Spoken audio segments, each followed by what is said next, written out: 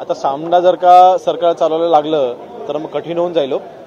मी ह्याही अगोदर सांगितलेलं आहे की महाराष्ट्रातील शिवसैनिकांनी सर्वसामान्य नागरिकांनी सामना वाचायचा कधी सोडून दिलेला आहे. फक्त टोमणे वाचण्याकरता कोणाला इंटरेस्ट नाही. आपण बातम्या वाचतो ज्ञानाकरिता, माहितीकरिता, परंतु फक्त स्वतःचा राजकीय अजेंडा चालवण्याकरता असलं वृत्तपत्र मला वाटतं देशामधले पहिले वृत्तपत्र असं असेल. आणि म्हणून मला वाटतं अशा बातम्यांना आम्ही काही जास्त महत्त्व देत नाही. त्याबद्दल जे बोलायचं तुम्ही ऑलरेडी बोलून झालेलो आहे. मला वाटतं माननीय मुख्यमंत्री मोदी त्यासाठी योग्य तो निर्णय घेतील.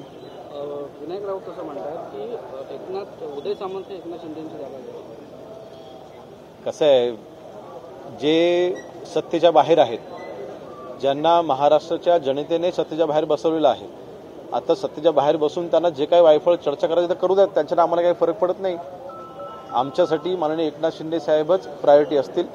माननीय एकनाथ शिंदे साहेबांच्या नेतृत्वाखाली आज शिवसेना पक्ष अतिशय उत्तमरित्या काम करतोय. वंदनीय बाळासाहेबांचे विचार प्रखरतेने आम्ही महाराष्ट्रामध्ये वाढवतोय. माननीय एकनाथ शिंदे साहेबांना आमची आणि उदय सामंत साहेबांची देखील अतिशय भक्कम साथ असणार आहे. आमच्यामध्ये फूट कोणी अशा पद्धतीने वक्तव्य करून पाडू शकणार नाही. जवळपास 16 वर्षानंतर स्वर्गीय विनायक ठाकरे यांच्या नावाने हा इथला जो नाट्यगृह आहे सुरू होत आहे, काय सांगतो? 27 जुलैला माननीय रामदासभाईंच्या वाढदिवसाच्या निमित्ताने माननीय रामदासभाईंनीच 16 वर्षापूर्वी चालू केलेलं नाट्यगृह मध्यंतरी ते नादुरुस्त झालं होतं. जवळपास ते 8-9 वर्ष बंद होतं आणि आज 27 तारखेपासून ते पुन्हा माननीय एकनाथ शिंदे साहेबांच्या हस्ते उद्घाटन होऊन ते रसिक प्रेक्षकांसाठी खुलं होत आहे. खेडच्या आणि कोकणवासियांसाठी खुलं होत आहे. नक्कीच मनामध्ये एक समाधान आहे.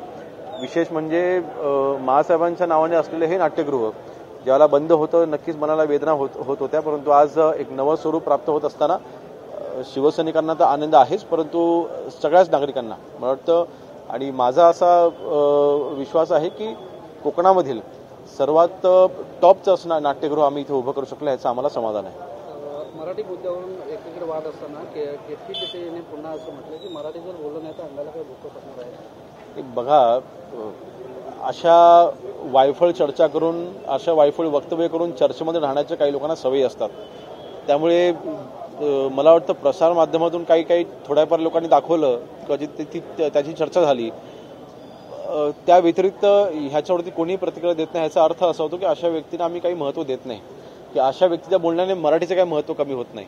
आज मराठी ही आपली संस्कृती आहे, ती जपली पाहिजे, वाढवली पाहिजे आणि त्यासाठी आम्ही सर्व कटिबद्ध आहोत. अनिल परब यांच्यावरती हत्याभंग आणणार होतात, योग्य वेळेला योग्य तो निर्णय आम्ही घेऊ. थँक्यू.